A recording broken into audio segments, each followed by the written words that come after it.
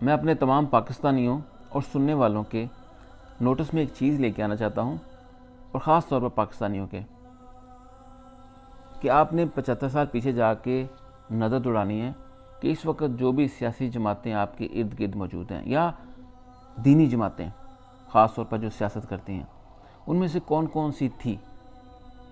आपको अंदाज़ा होगा कि इनमें से कोई भी जमात नहीं थी इस वक्त जो एक्टिवली काम कर रही हैं, जो पार्लियामेंट के अंदर हैं, जो आपके मुल्क के करता धरता बनी हुई हैं। इस चीज़ को समझना बड़ा ज़रूरी है। अगर दीनी जमात की बात करें, उनके फतवों की बात करें, उनके लॉजिक्स की बात करें, तो 1400 साल पहले क्या ये जमातें थी? नहीं थी।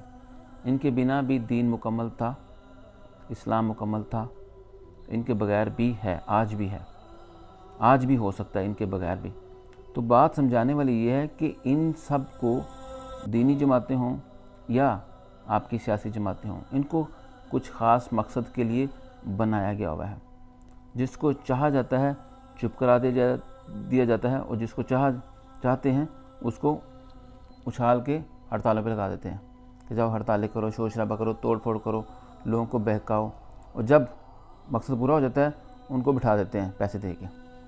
तो याद रखिएगा, जब पाकिस्तान बना था ये लोग नहीं थे, पाकिस्तान फिर भी बना था। इनके बगैर भी पाकिस्तान रह सकता है। फ़ैसला आपको करना है। किसी को भी पसंद करें, किसी को भी ना पसंद करें, चॉइस आपकी है, लेकिन आपने सोचना ज़रूर है कि हम जा किधर रहे हैं, हमें कंट्रोल कौन करता है। क्या हम इनके पीछे लग के अपना मुस्तकबिल ख़राब कर रहे हैं, अपना हाल ख़राब कर रहे हैं, अपना माजी ख़राब कर चुके हैं? ये समझना हमारे लिए बहुत ज़रूरी है। मैं नहीं कहता किसी को पसंद करो, किसी को ना पसंद करो, लेकिन आपके सामने एक ही जमात है जिसने हक़ पे खड़े होकर मुल्क का दिफा करने की कोशिश की है, वो है पीटीआई। और पीटीआई के पीछे जो मेन करता रहता है वो एक इंसान है, इमरान खान। मैं ऐसे नहीं कहता मैं उसे इश्क करता हूँ, क्योंकि उस बंदे की जद्दोजहद का मुकाबला किसी के साथ भी नहीं है। वो इस वक्त इतना अजीम लीडर बन चुका है कि उसको नफ़रत करने वाले भी वैसे ही हैं, लेकिन उससे इश्क करने वाले तो लातादाद हैं। तो आपने फ़ैसला करना है, अपने ज़मीर को हमने झंझोड़ना है। जो लोग अभी तक गलत किबले की तरफ जा रहे हैं उनको सोचना है, समझना है कि कौन आपके मुल्क के लिए खड़ा हुआ है और कौन आपके मुल्क के ख़िलाफ़ था, है और रहेगा।